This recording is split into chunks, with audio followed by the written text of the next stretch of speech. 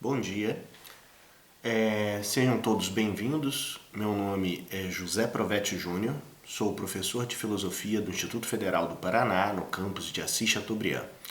O objetivo dessa série de vídeos que se inicia com este que você está assistindo é desenvolver uma série de estudos e de comentários a respeito de várias obras de cunho filosófico.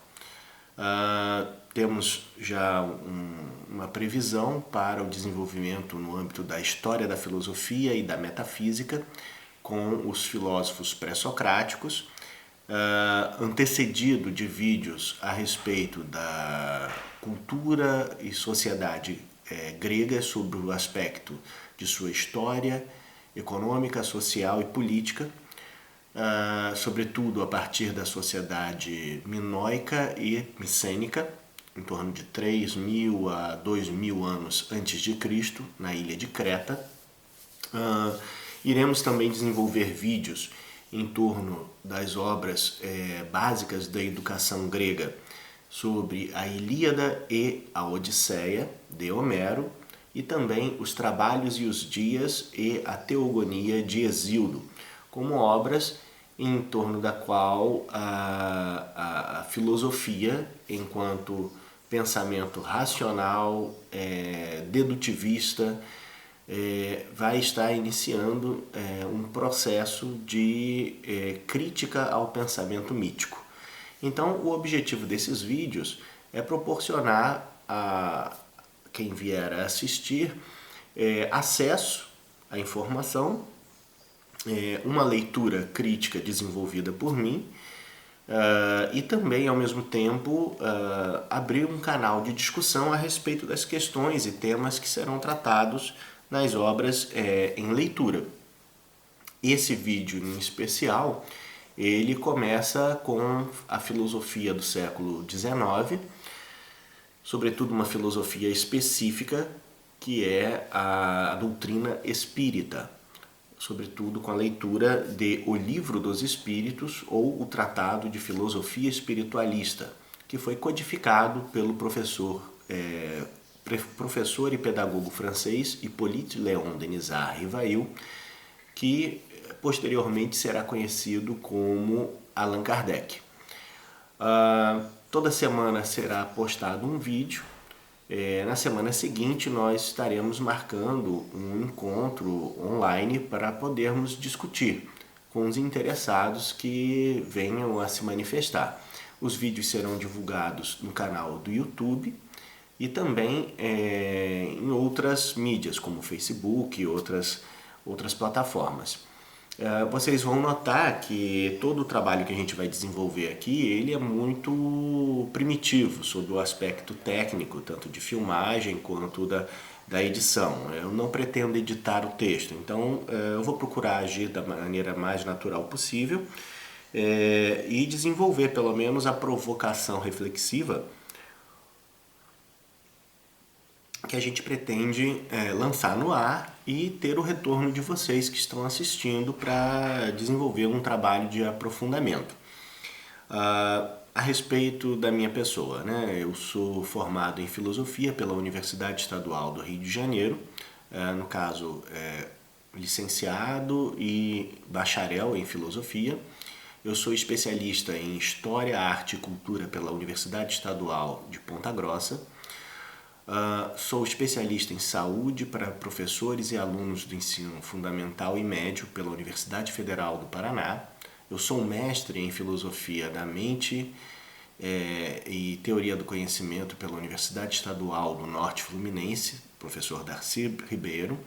Sou mestre em filosofia moderna e contemporânea pela Universidade Estadual do Oeste do Paraná e, no momento, me encontro em afastamento das minhas atividades laborais para desenvolver o curso de doutorado em História na Universidade Estadual do Oeste do Paraná, no campus de Marechal Cândido Rondon. Então, como eu acredito que é necessário ao pesquisador, ao professor, o desenvolvimento do tripé ensino, pesquisa e extensão, uma vez que eu estou afastado das minhas atividades, profissionais, decidi então iniciar essa série de vídeos para ir ao encontro da demanda da população, não só sobre filosofia e temas de história, sociologia, antropologia, psicologia, direito, áreas em que eu atuo normalmente, mas também para podermos aprofundar o trabalho que está sendo desenvolvido. Além da formação que eu falei, eu atuo no campus de Assis Chateaubriand, nos cursos técnicos de eletromecânica, informática, agropecuária e agricultura, sendo que esse curso, se eu não me engano, ele deixou de ser ofertado possivelmente esse ano que passou, 2020.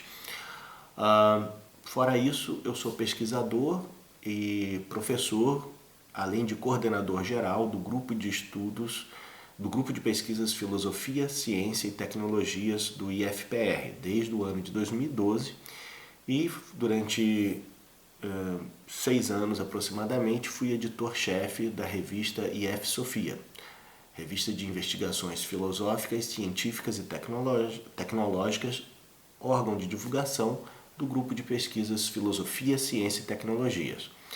Leciono desde o ano de 2007 em várias escolas públicas e privadas do Rio de Janeiro e do estado do Paraná, nas cidades de Umuarama e agora em Assis Chateaubriand desde 2012.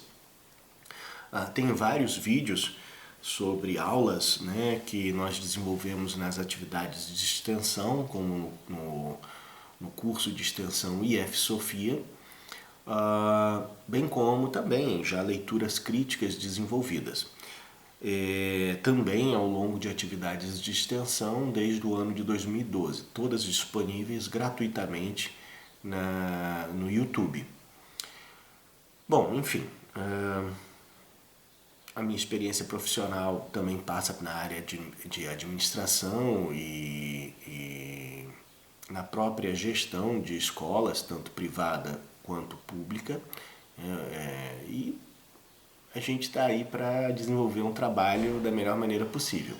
Fique então à disposição de todos para que ao longo do trabalho a gente possa ter uma reunião agendada já posteriormente. Eu vou divulgar isso com antecedência, mas a ideia é receber as dúvidas de vocês e irmos conversando sobre o assunto. O livro que a gente vai estar... sim, uma coisa importante. Os vídeos vão ter em torno de 20 minutos, né? E ao longo desses 20 minutos, a reunião inicial vai ser sobre a leitura crítica desse trabalho. O material que a gente vai estar utilizando hoje, como eu falei, é o Livro dos Espíritos, que no caso, a edição que eu estou trabalhando já é meio antiguinha, mas está disponível gratuitamente no formato PDF na internet, não só numa edição da chamada Federação Espírita Brasileira, mas também numa outra edição que eu não sei agora qual é a fonte, mas é facilmente localizável em buscadores da internet. Bom, eu acho que vale a pena fazer uma breve biografia, né, de quem é o professor Hippolyte, o professor Rivail, para que a gente possa então ter acesso à obra e com ela desenvolver um pouco mais de segurança teórica a respeito do assunto. Bom, o professor Hippolyte Léon Denisard Rivail, ele é um grande cientista, matemático, pedagogo, mestre-escola, que era uma expressão utilizada para as pessoas que fundavam a sua própria escola e desenvolviam o ensino. Ele foi aluno do grande Pestalozzi, o grande pedagogo, e com ele aprendeu as ciências desde criança. Abriu uma escola e desenvolveu um trabalho muito importante na educação básica da França do século XIX, escrevendo livros de álgebra, aritmética, matemática como um todo, que são utilizados inclusive até hoje nessa educação básica. O professor Hippolyte era casado, de origem de família católica, tradicional, seus pais, se eu não me engano, era inclusive de uma família de juristas, não só advogados, mas também juízes, e não decidiu seguir a carreira, digamos assim, da família. Ele procurou se dedicar ao ensino, inspirado profundamente pelo seu mestre Pestalozzi. Dedicado à ciência, né, muito racionalista, cartesiano, filosoficamente falando, o que seria de esperar de um francês acadêmico, né? Poliglota, parece que falava em torno de 6 a 8 idiomas diferentes. Era um homem dedicado à ciência e à cultura, vinculado às academias de ciência da sua época. Em torno de 1855, ele teve contato com o fenômeno das mesas girantes e dançantes, que começou na cidade de Hydesville, nos Estados Unidos, e que rapidamente se tornou uma espécie de fenômeno social. Os grandes salões europeus rapidamente adotaram como brincadeira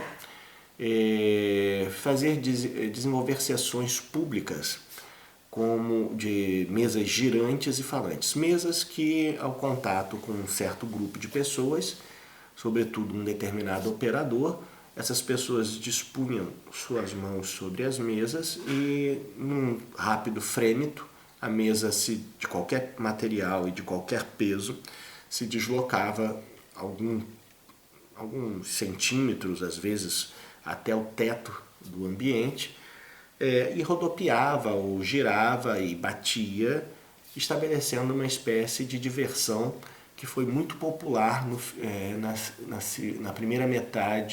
segunda metade do século XIX. O professor Hippolyte não se interessou absolutamente sobre esse assunto.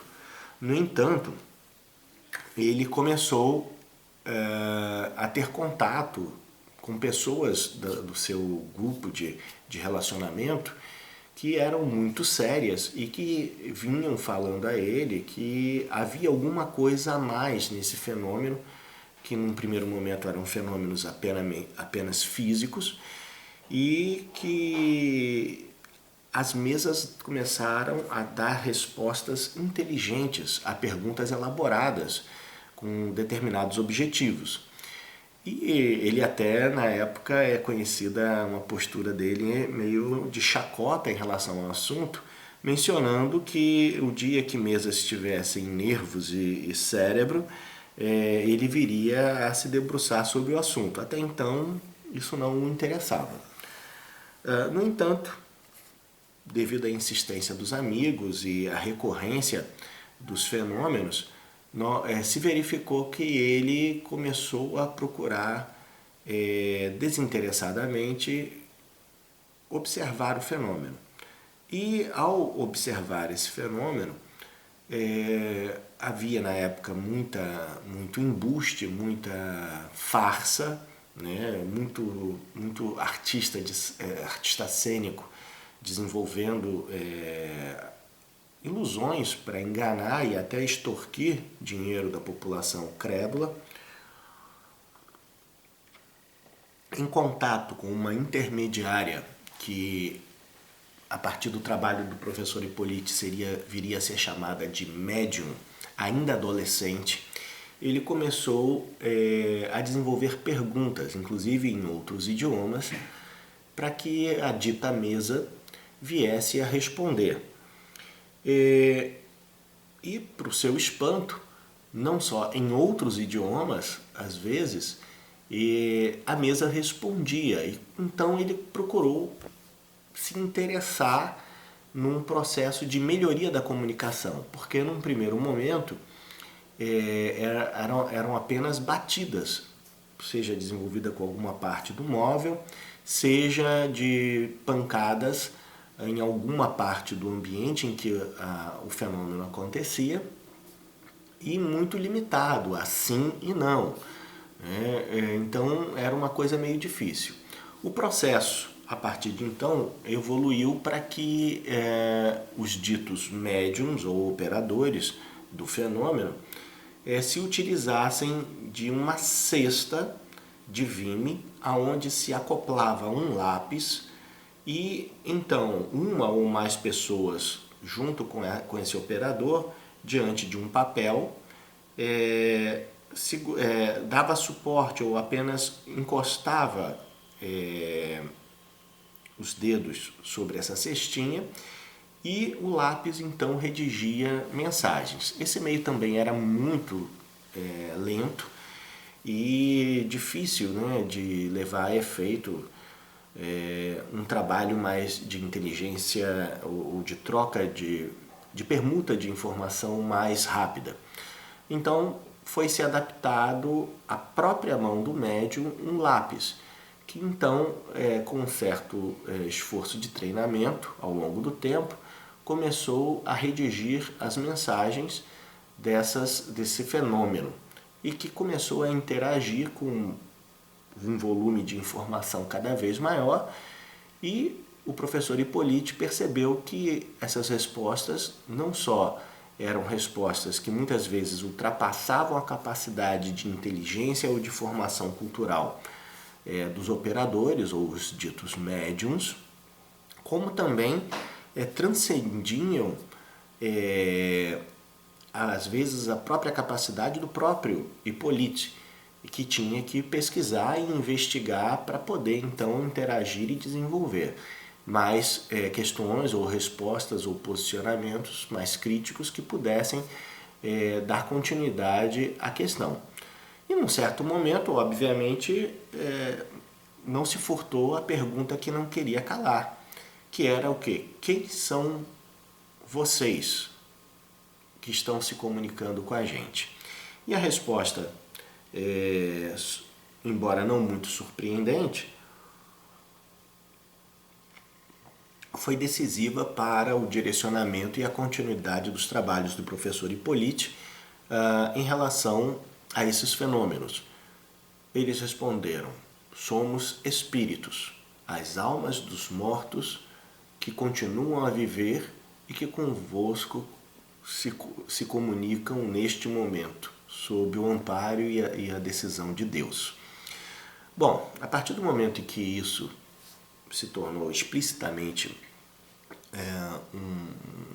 um fenômeno de comunicação entre pretensas inteligências mortas, né, ou seja, seres humanos despojados de seus corpos pelo fenômeno da morte e que mantinham sua personalidade, inteligência, cabedal cultural e habilidades, e que demonstravam interesse em se comunicar com os vivos, né, ou com os viventes, isso despertou a curiosidade do professor Hippolyte, que então, não apenas com essa médium adolescente, mas vários outros médiums espalhados pela Europa e América, começou ele a elaborar uma série de perguntas de cunho filosófico, científico, moral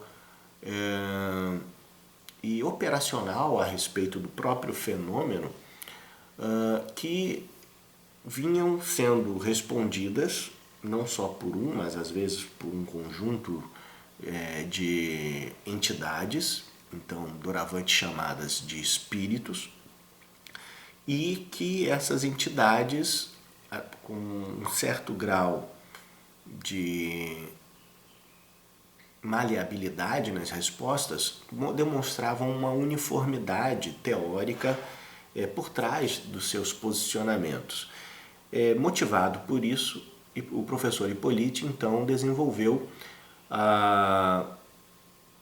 uma codificação a respeito da filosofia inerente a essas respostas, que vai, nesse caso, dar nesta obra que é o Livro dos Espíritos, o Tratado de Filosofia Espiritualista, sobre o qual nós nos debruçaremos a partir dessa semana, trazendo a vocês não só o acesso, não só o acesso à informação contida nessas respostas e nessas comunicações, mas também vamos analisar criticamente sobre o aspecto filosófico as consequências decorrentes dessa filosofia espiritualista.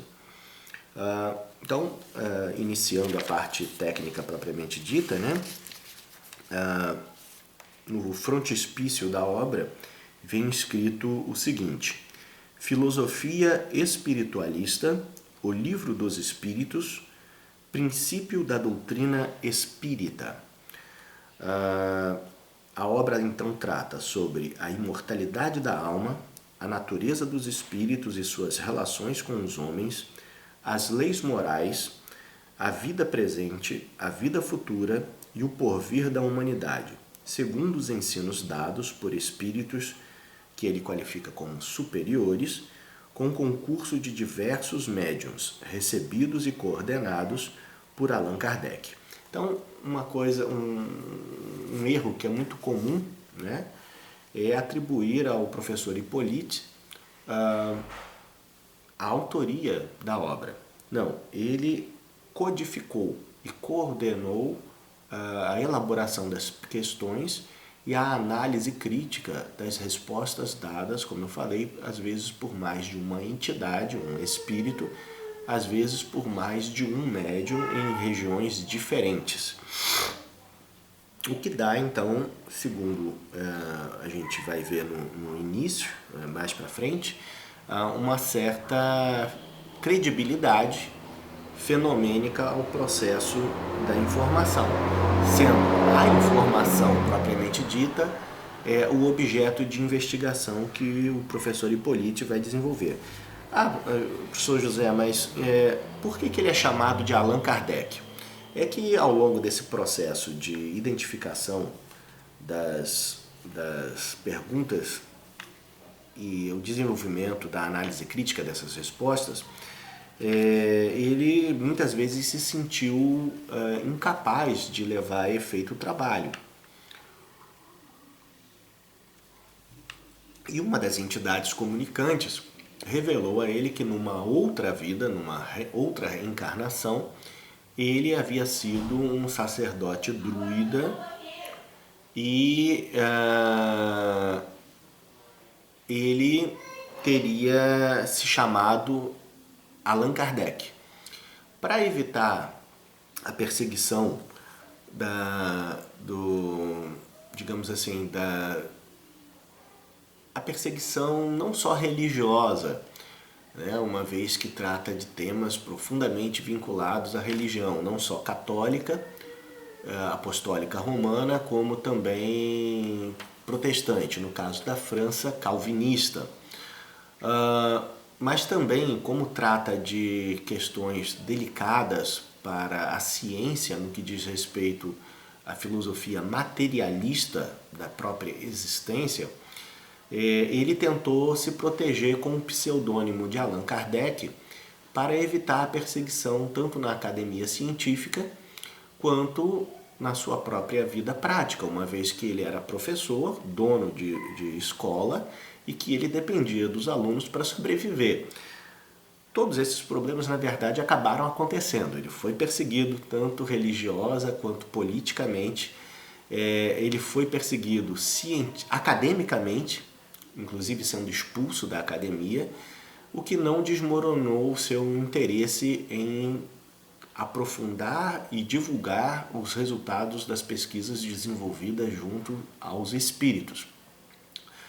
No total, ele vai publicar 5 obras, codificadas por ele, se não me engano, a seguinte sequência, né? O Livro dos Espíritos, o que é o Espiritismo, então são 6 obras, na verdade. O Céu e o Inferno, o Evangelho segundo o Espiritismo e a Gênese. Se eu não me engano, se eu não falei o Livro dos Médiuns, então segue o Livro dos Médiuns também.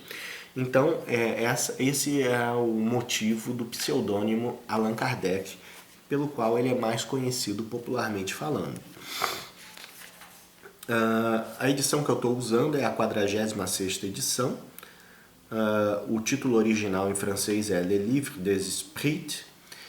A tradução que eu estou utilizando para nossos estudos é a do professor Guilom Ribeiro, um grande espírita brasileiro. E o copyright é de 1947 para a Federação Espírita Brasileira. Esse vídeo, que está quase acabando, segundo a nossa previsão, ele vai tratar, em primeiro momento, da leitura da introdução ao estudo da doutrina espírita. Então, sem mais delongas, vamos ao que interessa.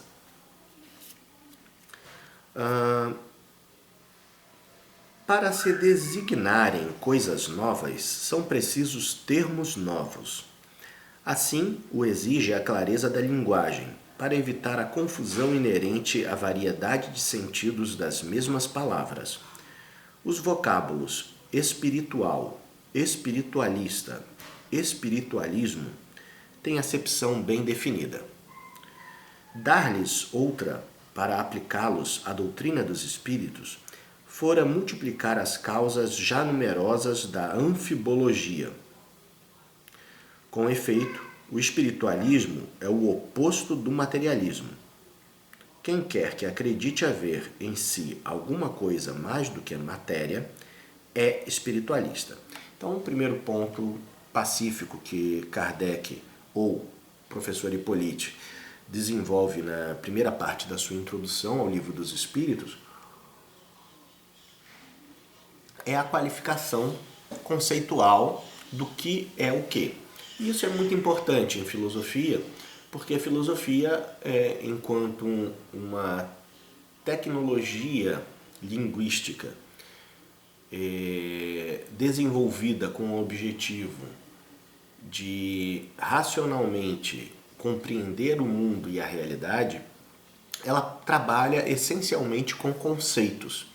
E não são conceitos como os historiográficos, os antropológicos ou os sociológicos, que se estabelecem à luz de um determinado teórico, numa perspectiva aplicada a um determinado aspecto da ciência que está sendo desenvolvida, e que é elaborado com uma série de ideias, muitas vezes complexas, que pouca clareza passam ao serem abordados, exigindo dos estudantes uma dedicação um pouco maior para conseguir compreender o referencial teórico que a pessoa está se dedicando. A filosofia não. Ela parte sob o aspecto da lógica, ou seja, a ciência da razão. E, portanto, o conceito filosófico ele não é só uma determinação linguística estabelecida num determinado código pelo seu próprio léxico. Para a filosofia, o conceito ele é a ferramenta do pensamento, um artefato mental que dá conta de significar um determinado fenômeno acessível pela mente humana, sensorial ou apenas lógico, dependendo da circunstância. Em outro momento a gente vai estar trabalhando isso de maneira melhor, e que, com base nesse artefato mental, o conceito, a filosofia então procura desenvolver racionalmente o melhor esclarecimento possível a respeito do fenômeno ao qual o conceito se refere. Então, Kardec aqui está sendo literalmente cartesiano, ou seja, vinculado ao pensamento do filósofo francês René Descartes, que é um pensamento geométrico ou matemático. Ele está desenvolvendo a definição dos termos espiritual, espiritualista e espiritualismo como sendo distintos daquilo a que deve ser aplicado para se definir esse novo fenômeno que ele está estudando, que é o espiritismo. Então continua Kardec. A outra coisa importante que ele falou, eu já ia papando mosca aqui.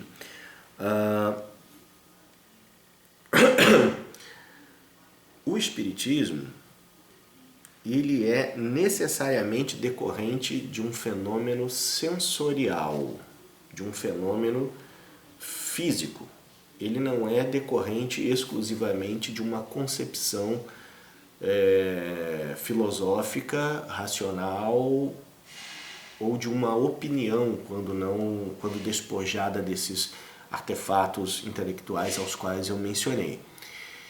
O espiritismo ele parte de um fenômeno concreto, que é uma comunicabilidade de seres inteligentes, linguística ou sinestesicamente, por meio do deslocamento de móveis, ou de pancadas, ou de fenômenos físicos que provam a existência de alguma coisa além daquelas pessoas que estão participando da reunião para um determinado fenômeno.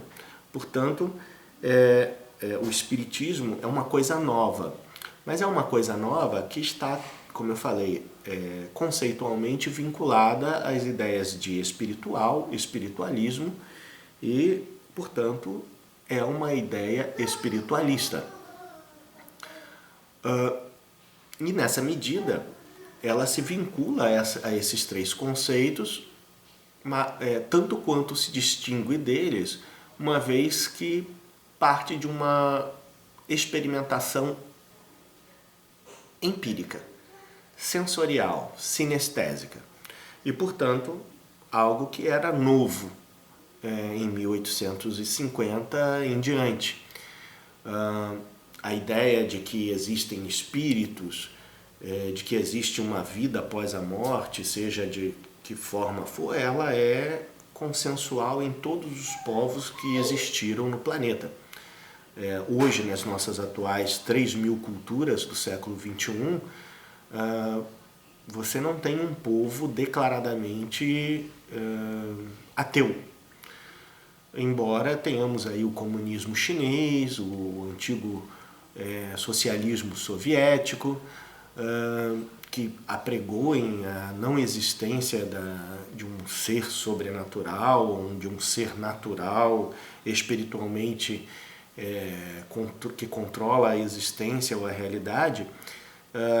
Não existem seres humanos que não creiam que existe em si totalmente algo além da sua própria existencialidade física e corporal determinada pela sua sensorialidade. Os ateus existem, óbvio, os agnósticos existem, mas, no geral, o que a gente observa ao longo da história da humanidade são povos que creem na existência em si de alguma coisa que extrapola a sua existência sensorial. Bom, pessoal, nosso tempo está terminando. Fica aberta a provocação e o convite a todos.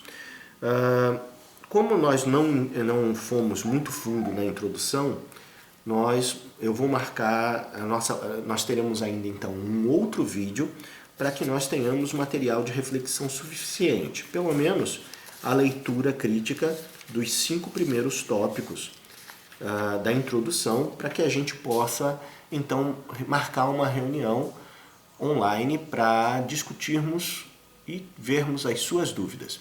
Eu agradeço muito a atenção de vocês e tenham uma ótima semana. Muito obrigado, fiquem com Deus.